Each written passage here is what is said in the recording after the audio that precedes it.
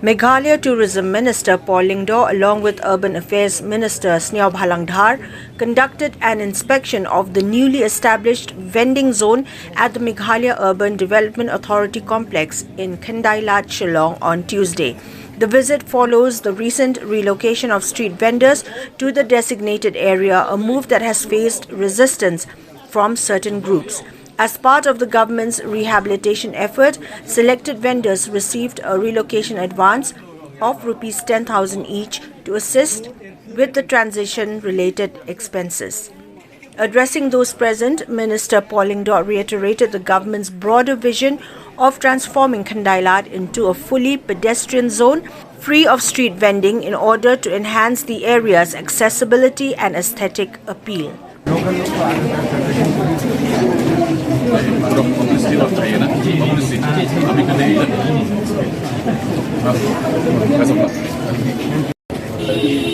Very good thing. Very nice. The top is small, but the taste is wonderful.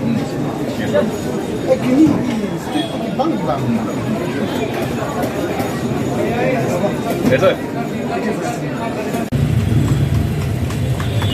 Derek Suski.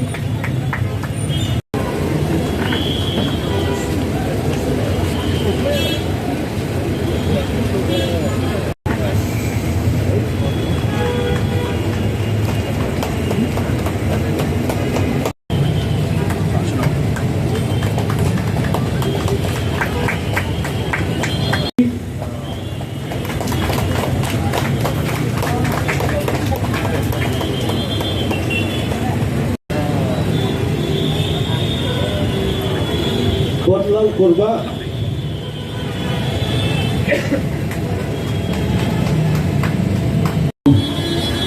But ingin nak kata bapak punya train kan, pan kintiu ya kanam ham seluar kanam kuburam jong kali kanongpa kesar Shillong kanongpa Banadu kupur jong ke undivided Assam nangpa kali kanong kering ya kinong lek nangwan kering ya kitrais nong pat hamtam kapan pernah ya di pedestrians ketika kem ke jingping di spirit yo ingat kuba dan shen apa yang kejing pesan dan relocate keladang buat ke accident zu kebayui di lokumi ila Shillong lamensau allowance jadi ke som jarap pisah ada kejing kerja no lebih na biru surau na pedeng surau sakal Vending Zone berkemai kamiha MUDA Pak Not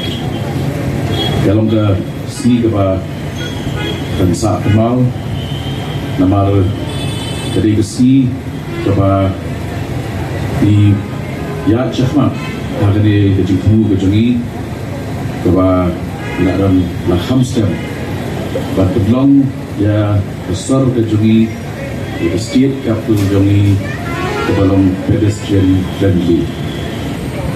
Dan ini vendors bat kejaka di kebabian bah kebapinya lek yerung yemi bat ndai bandrung mami tambat pekai nrai klo aru ikipla jompi ban pendut ban ai ban kai ban hir ban pet na kini dinong dia ketang lagi tin bleshbun ya barok ke bidang dekat bleshbun bat ai ke setiap kejongi kan nang pensan ham sedrong tak ham sedrong sakanam kuburam kulishbu. Urban Affairs Minister Sniawbhalang Dhar, in his remarks, extended his appreciation to the vendors, officials of the Shillong Municipal Board and the Urban Affairs Department for their support in implementing the initiative. He expressed optimism that the revamped Khyndailad would evolve into a clean, attractive destination for both tourists and local visitors.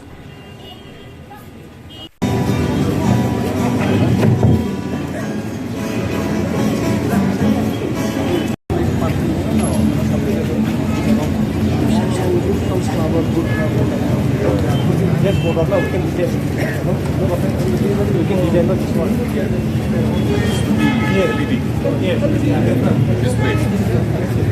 Yeah. Yes. Namangin nag-urban na berkat dapat ban airong kita tukan ni beli private ban don ka airong ro minum persang monitor ka tukan ni jakai bapak biang. And I request you, all of you, please bear with us as a government. Don't support me like malaikat ki in sini ajong pi. Don't support me as support here.